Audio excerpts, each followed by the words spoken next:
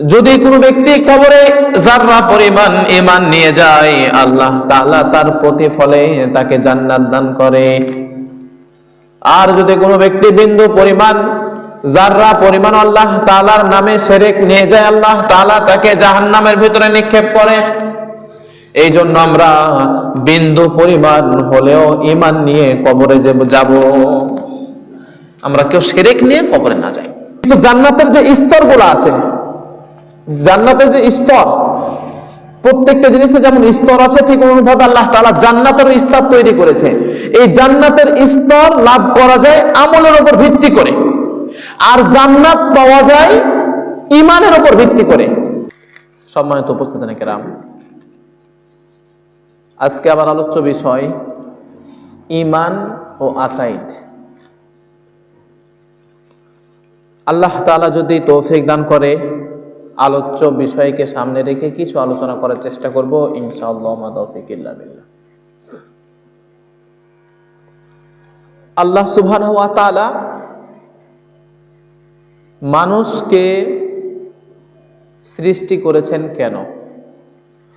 আমরা প্রত্যেকেই জানি, ওয়ামা খালাকতুল জিন্না ওয়াল ইনসা ইল্লা লিয়াবুদুন।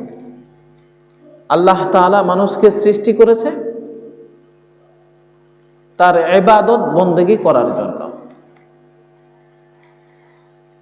শুধুমাত্র আল্লাহ তাআলা মানুষকে সৃষ্টি করেছে তা নয়, এই পৃথিবীর ভিতরে যত কিছু আছে, আসমান বলেন, জমিন বলেন, চন্দ্র, সূর্য, গ্রহ, নক্ষত্র, সমুদ্রের ভিতরে মাছ, যত প্রকার যত পদের মাছ আছে, যত প্রাণী আছে, এই পৃথিবীতে যত প্রাণী আছে, সমস্ত কিছু সৃষ্টি করেছেন তিনি হলেন আল্লাহ। আল্লাহ তাআলা যে সব কিছুকে সৃষ্টি করেছে, এই সমস্ত কিছু সৃষ্টির লক্ষ্য কি? মানুষ ব্যতীত সমস্ত কিছুর সৃষ্টি লক্ষ্য হলো যাতে করে আল্লাহ তাআলা এই পৃথিবীর ভিতরে এমন একটা জাতি পাঠাবে, এই জাতির জন্য এই সমস্ত বস্তুগুলো উপকারে আসে। মাছ মানুষের উপকারে আসে, যে সমস্ত প্রাণীগুলো হালাল সেগুলো কি মানুষের উপকারে আসে, এমনকি যেগুলো হারাম সেগুলো হয়তো বা খাবারের উপকারে না আসলেও দেখা যাবে কোনো ঔষধ বা অন্য কোনো যে কোনো ভাবে আমাদের কি উপকারে আসে, এমন কোনো প্রাণী নাই। প্রত্যেকটি প্রাণী আমাদের জন্য কি আসে? উপকারের আসে। এত কিছু আল্লাহ সুবহানাহু ওয়া তাআলা সৃষ্টি করলেন শুধুমাত্র মানুষদের সুবিধার্থে, মানুষদের ভালোর জন্য। কিন্তু আমরা মানুষ এই পৃথিবীতে আসার পরে আল্লাহ তাআলাকেই ভুলে যাই। আল্লাহ তাআলাকে আমরা ভুলে যাই। এই জন্য আল্লাহ তাআলা যখন মানুষকে সৃষ্টি করলেন, সৃষ্টি করার পর একটা নিয়ম কানুন বলে দিয়েছে, যে আমরা যদি ওই নিয়ম কানুন মাফিক না চলি, যদি আমরা সেটাকে তাওয়াক্কা না করি, পরোয়া না করি, তাহলে আমাদের পরিণতি কি হবে তাও আল্লাহ সুবহানাহু ওয়া তাআলা আমাদেরকে বলে দিয়েছে। তাহলে আমরা কি হয়ে গেলাম? অবাধ্য সন্তান হয়ে গেলাম। আমরা আমাদের গার্ডিয়ানকে মানতেছি না, আর আল্লাহ সুবহানাহু ওয়া তাআলা আমাদেরকে তার নিয়ামত রাজি দান করেছেন, তার নিয়ামত ভক্ষণ করেছে, তার নিয়ামত আমরা ভক্ষণ করতেছি এবং তার দেওয়া নিয়ামত নিয়ে আবার আমরা আল্লাহ তাআলার নাফরমানি করি। এর চাইতে বড় দুঃখজনক আর কি হতে পারে যে যেই মালিক আমাদেরকে সব কিছু দিল তারই বিরোধিতা করা। এখন প্রশ্ন আসতে পারে আমরা কিভাবে তার বিরোধিতা করি? তার হুকুম আহকাম না মানাই তার বিরোধিতা করা। তো আল্লাহ তাআলা যে আমাদেরকে নিয়ম কানুন দিয়েছে তার ভিতরে এক নম্বর নিয়ম কানুন হলো ঈমান। ঈমান ঈমান ঈমান যদি আমাদের ঈমান ঠিক না থাকে তাহলে আমরা কোনোভাবেই আমরা কিন্তু জান্নাতে যেতে পারবো না। যদি কোনো ব্যক্তি কবরে যাররা পরিমাণ ঈমান নিয়ে যায়, আল্লাহ তাআলা তার প্রতিফলে তাকে জান্নাত দান করে। আর যদি কোনো ব্যক্তি বিন্দু পরিমাণ যাররা পরিমাণ আল্লাহ তাআলার নামে শিরক নিয়ে যায়, আল্লাহ তাআলা তাকে জাহান্নামের ভিতরে নিক্ষেপ করে। এই জন্য আমরা বিন্দু পরিমাণ হলেও ঈমান নিয়ে কবরে যাব, আমরা কেউ শিরক নিয়ে কবরে না যাই। ঈমান জান্নাতে যাওয়ার দুইটি পথ। যদি কোনো ব্যক্তি দুইটি কাজ করে তাহলে সে জান্নাতে যেতে পারবে। এক নাম্বার ঈমান, দুই নাম্বার আমল। যদি আমার আপনার আমল কম হয়, আমল বলতে কি বোঝায়? নামাজ, রোজা, হজ, যাকাত, আল্লাহ তাআলার যে বিধিবিধান আছে সে সমস্ত কিছুকে মানাই হচ্ছে আমল। যদি কোনো ব্যক্তি আমল কম করে তাহলে তার আমল ভিত্তিক তাকে জান্নাত দেওয়া হবে। যেমন কোন ব্যক্তি আমল করতে করতে করতে সে অনেক আমল করেছে, আল্লাহ তাআলা তাকে সর্বোচ্চ যে জান্নাত, সে জান্নাত তাকে দান করবে। কিন্তু জান্নাতের যে স্তরগুলো আছে, জান্নাতের যে স্তর, প্রত্যেকটা জিনিসে যেমন স্তর আছে ঠিক অনুরূপভাবে আল্লাহ তাআলা জান্নাতেরও স্তর তৈরি করেছে। এই জান্নাতের স্তর লাভ করা যায় আমলের উপর ভিত্তি করে, আর জান্নাত পাওয়া যায় ঈমানের উপর ভিত্তি করে। অর্থাৎ আমার আপনার আমল যত ভালো হবে জান্নাত তত ভালো হবে, আর আমার আপনার জান্নাত পাওয়া সহজ হবে বা জান্নাত পাওয়া যাবে যদি ঈমান ঠিক থাকে। আর যদি ঈমান ঠিক না থাকে তাহলে আমি আপনি কোনোভাবেই আমি আর আপনি জান্নাতের আশা করা এটা বোকামি। এই মর্মে যদি একটা উদাহরণ দিই তাহলে আপনারা বুঝবেন। দুইটা মহিলার উদাহরণ দেব আমি। এক মহিলার কথা আল্লাহ রাসূল সাল্লাল্লাহু আলাইহি ওয়াসাল্লাম নিজে বলেছেন, যার কথা বুখারী শরীফের ভিতরে উল্লেখ আছে। এক খারাপ মহিলা, যিনি সারা জীবন জেনা, ব্যভিচার, জেনার সাথে জড়িত থাকতেন, এমন একজন খারাপ মহিলা, তিনি একটা কুকুরকে, তৃষ্ণার্ত কুকুরকে পানি পান করানোর কারণে তার স্থান কোথায় হয়েছে আমরা প্রত্যেকে জানি। কোথায় হয়েছে? জান্নাতে। সে একজন কুকুরকে যখন পানি পান করাইছে, যার ফলে সে জান্নাতি হয়েছে। এই ঘটনা আল্লাহ রাসূল সাল্লাল্লাহু আলাইহি ওয়াসাল্লাম বর্ণনা করেছেন। পক্ষান্তরে আরেকজন মহিলা যার নাম হলো মাদার তেরেসা। আপনারা হয়তো অনেকেই জানেন, আজ থেকে 20-25 বছর আগে সে মারা গেছে। আপনারা যারা নেট বা মানে খবর পত্রিকা ঘাটাঘাটি করেন তারা জানেন নাম মাদার তেরেসা, এক মহিলার নাম। তিনার জীবনের থিওরি ছিল এমন, আমি আমার জীবনটা পুরা জীবন মানুষের খেদমতে, মানুষের সহযোগিতায় শেষ করে ফেলব। অর্থাৎ তিনি এতিমখানা খুলেছেন, তিনি যে ধর্মে, সে ধর্মের ধর্মীয় প্রতিষ্ঠান খুলেছেন, মানুষের সেবা যত্ন করে, মানুষকে ভালো মন্দর খাবার খাওয়ায়, মানুষের চিকিৎসালয়, শিক্ষার ব্যবস্থা করেছেন, মানুষকে চিকিৎসার ব্যবস্থা করেছেন। তার জীবনের লক্ষ্য একটাই, যে মানুষ সেবা করা। মানুষ সেবা করা নিঃসন্দেহে সবচাইতে ভালো কাজ, যার চাইতে ভালো কাজ আর নাই। কিন্তু তিনি মানুষ সেবা করতে করতে কি পরিমাণ তাকিদ দিয়েছে দেখেন। তার জীবন হিস্ট্রির ভিতরে বলে যে আমি মানুষ সেবাকে এমন ভাবে পছন্দ করেছি যার ফলে আমি বিয়ে শাদী পর্যন্ত করি নাই। যদি আমি বিয়ে করতাম তাহলে আমার সময়টা পরিবারের ভিতরে ব্যয় করতে হতো, যার ফলে আমি এই সমস্ত ভেজালের ভিতরে ঢুকি নাই। আমি শুধু আমার জীবনটাকে মানুষের জন্য উৎসর্গ করেছি।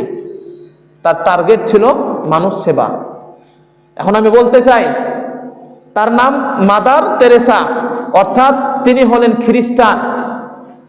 খ্রিস্টান। একজন মহিলা শুধুমাত্র একটা প্রাণীকে, অর্থাৎ কুকুরকে পানি পান করানোর কারণে তার ঠিকানা হয়েছে জান্নাতে। আর যেই ব্যক্তি মানুষ সৃষ্টির সেরা, তাকে খেদমত করে, তার খেদমতের জন্য তিনি তার জীবনটাকে উৎসর্গ করে দিয়েছে, এখন বলতে চাই সে কি মূলত জান্নাতি? মাদার তেরেসা সে কি জান্নাতে যাবে না। কারণ তার টার্গেট ছিল কি? তার টার্গেট ছিল মানুষকে সেবা করা, মানুষকে খুশি করা। কিন্তু এটা ভালো কাজ, কিন্তু সে ঈমানের সহিত করে নাই, যার ফলে সেই ব্যক্তি জান্নাতে যাবে না। ভালো কাজ করেছে, হসপিটাল তৈরি করেছে, সব কিছু তৈরি করেছে, কিন্তু তার ঈমান না থাকার কারণে সে কখনোই জান্নাতে যাবে না। এবং তার টার্গেটও ছিল হচ্ছে খ্রিস্টান মিশনারি, যেটা আমাদের সমাজে প্রচলিত আছে। দেখা গেছে তার হিন্দু হোক বা যেই ধর্মের লোক হোক, সে শুধু পাঠ পড়াইতো, খ্রিস্টানদের পাঠ পড়াইতো। তো এরকম ভাবে সে যতই ভালো কাজ করুক না কেন, তার স্থান কখনোই জান্নাত হবে না যদি তার ঈমান ঠিক না থাকে। ঠিক অনুরূপ ভাবে আমি আপনি যতই ভালো কাজ করি না কেন, ভালো কাজ করতে করতে আমার জীবন শেষ করে ফেললাম, আমার সম্পদ শেষ করে ফেললাম, কিন্তু আমি আল্লাহ তাআলার প্রতি ঈমান আনি নাই, আমি আর আপনি কখনোই জান্নাতে যেতে পারবো না। এখন কি পরিমাণ ঈমান কার প্রতি নিয়ে আসতে হবে? ঈমান আনতে হবে আল্লাহ তাআলার প্রতি, এবং পুরা কোরআন শরীফের উপর ঈমান আনা আমাদের কর্তব্য। পুরা কোরআন শরীফ অর্থাৎ বিসমিল্লাহর বা থেকে শুরু করে মিনাল জিন্নাতি ওয়ান নাস, সূরা নাসের শেষের সিন পর্যন্ত প্রতিটা অক্ষরের প্রতি আমাদের ঈমান আনতে হবে। যদি প্রতিটা পুরা কোরআনকে মানলাম, একটা সূরা মানলাম না, তাও আমি আর আপনি ঈমানদার নই। পুরা কোরআন শরীফকে মানলাম, একটা সূরার বাকে বা একটা সূরার অক্ষরকে মানলাম না, আমি আর আপনি ঈমানদার নই। মানতে হলে বিসমিল্লাহর বা থেকে নিয়ে সূরা নাসের শেষের সিন পর্যন্তই মানতে হবে। একটাকে যদি আমরা অমান্য করি বা আমাদের ভিতরে সন্দেহ জাগে, আমি আর আপনি ঈমানদার নই। এই জন্য কোনোভাবেই কোনো সন্দেহ আসা যাবে না কোরআন শরীফের ভিতরে একটা হরফ পর্যন্ত, একটা হরফকেও নিয়ে। উদাহরণ দিলে বুঝবেন, একজন ব্যক্তি যদি নামাজ পড়ে, নামাজের সময় আমরা জানি তার নামাজটা কবুল হবে যখন সেই ব্যক্তি পরিপূর্ণ পাক পবিত্রতা অর্জন করতে পারবে। আমার প্রশ্ন হলো, একজন মানুষ যে পবিত্র হয়, পাক পবিত্র হয় কয়টি জিনিস থেকে? 15টা জিনিস থেকে আমাদেরকে পাক পবিত্র হতে হয়। 15টা আমি বিস্তারিত বর্ণনা করব না। সেই 15টা জিনিস হলো মুনি, মুজি, ওদি, হায়েজ, নেফাস। এই সমস্ত জিনিসগুলা থেকে আমরা যদি পাক পবিত্র হই, তারপরে নামাজে দাঁড়াই, আমার আপনার নামাজটা কবুল হবে। তখন আমার আপনার নামাজটা কবুল হবে যদি আমরা এই সমস্ত 15টা নাপাক বস্তু থেকে পাক হই। আর যদি 15টার ভিতরে এখন আমার আপনার শরীর নাপাক হওয়ার জন্য কয়টা জিনিস লাগা শর্ত? মনে করেন আমার জামাটা পাক আছে, এখন আমার জামাটা পাক হওয়ার জন্য এখানে কয় প্রকারের নাপাকি লাগা শর্ত? 15টাই। মনে করেন যে মুনি লাগলো, মুজি লাগলো, হাইজ লাগলো, নেফাস লাগলো, প্রবাহিতমান রক্ত লাগলো, সব কিছু লাগার পরে কি নাপাক হবে? নাকি একটা জিনিস যদি লাগে, মনে করেন যে মুনি লাগছে বা বীর্য লাগছে, তাতেই নাপাক হয়ে যাবে আমার শরীর, আমার আপনার শরীর, তাতে কি নাপাক হবে না? নাকি নাপাক হওয়ার যতগুলো বস্তু আছে সমস্ত কিছু লাগতে হবে? কথা বোঝা যাচ্ছে এমন নাই? নাপাক হওয়ার জন্য কি সব কিছু লাগতে হবে, নাকি একটা যদি বস্তু লাগে? অর্থাৎ মনে করেন যে পেশাব লাগলো, পায়খানা লাগলো, একটা যদি পেশাব লাগে, তাতে কি আমার আপনার শরীর নাপাক হবে না? পেশাব লাগার কারণেই আমার আপনার শরীর কি হয়ে যাবে? নাপাক হয়ে যাবে। 15টা জিনিস আমার আপনার শরীরে লাগার প্রয়োজন নাই। ঠিক অনুরূপভাবে আমি আর আপনি যদি শুধুমাত্র আমার ইমানের বা আমি পুরা কোরআন শরীফ মানলাম, একটা আয়াত মানলাম না, তাও আমার আপনার ইমানটা পরিপূর্ণ ইমান হতে পারে নাই। পরিপূর্ণ ইমান হওয়ার জন্য বায়ের বিসমিল্লাহ থেকে শুরু করে নাসের সিন পর্যন্ত আমাদের ইমান আনতে হবে। প্রতিটা হরফের প্রতি আমাদের ইমান আনতে হবে, অন্যথায় কিন্তু আমাদের ইমানটা পরিপূর্ণ ইমান হবে না। সেই ইমান দ্বারা আমরা কখনোই জান্নাতে যাওয়ার আশা করব না, সেই ইমান দ্বারা আমরা কখনোই জান্নাত পাবো না। সম্মানিত উপস্থিতি কেরাম, এই জন্য ইমানটা আমাদের পরিপূর্ণ মুক্ত হতে হবে। এখন ইমানটা কি? ইমান কাকে বলে? ইমান বলা হয় ইমান এবং আকায়েদ, আলোচ্য বিষয় ইমান এবং আকায়েদ। ইমান বলা হয় আল্লাহ রাসূল সাল্লাল্লাহু আলাইহি ওয়াসাল্লাম আল্লাহ তাআলার পক্ষ থেকে যেই সমস্ত বিধি বিধান, হুকুম আহকামগুলা নিয়ে এসেছে, সেগুলোকে বিশ্বাস করার নামই ঈমান। এখন কি কি এনেছে, কি কি এনেছে? আল্লাহ রাসূল সাল্লাল্লাহু আলাইহি ওয়াসাল্লাম কোরআন বলেন, হাদিস বলেন, তার জীবন বলেন, অর্থাৎ রিসালাত যাকে বলে, সব কিছু অনুসরণ করার নামই হলো ঈমান। আর আকাইদ বলা হয় শরীয়তের প্রত্যেকটি বিধিবিধান, প্রত্যেকটি বিধিবিধান কোনটা মানলাম, মনে করেন যে নামাজ পড়া ফরজ, রোজা করা ফরজ, হজ করা ফরজ, কিন্তু জিহাদ করা ফরজ আমি সেটা মানলাম না। জিহাদে অংশগ্রহণ করতে পারি বা না করি সেটা ভিন্ন বিষয়, কিন্তু আমাদেরকে স্বীকৃতি দিতে হবে যে নামাজ পড়া যেমন ফরজ, জিহাদ করাও তেমন ফরজ। নামাজ যেমন বাদ দিলে গুনাহ হবে, ঈমান থাকবে না, ঠিক অনুরূপ ভাবে যদি আমি আর আপনি জিহাদকে অস্বীকার করে থাকি, তাও আমার আপনার ঈমান থাকবে না। অর্থাৎ প্রত্যেকটি বিধি বিধানকে ভালোভাবে দৃঢ়ভাবে বিশ্বাস স্থাপন করার নামই হলো আকায়েদ। ঈমান এবং আকায়েদ, আমি আর আপনি সেটাকে পালন করতে পারি বা না পারি, বললাম তো আগেই তো বললাম যে জান্নাতের স্তর হবে কার উপর ভিত্তি করে? আমলের উপর ভিত্তি করে আমার আপনার জান্নাতের স্তর হবে। যার আমল যত বেশি সে তত বেশি ভালো জান্নাত পাবে, আর যার আমলের ভিতরে কমতি আছে সে জান্নাতটা কি পাবে?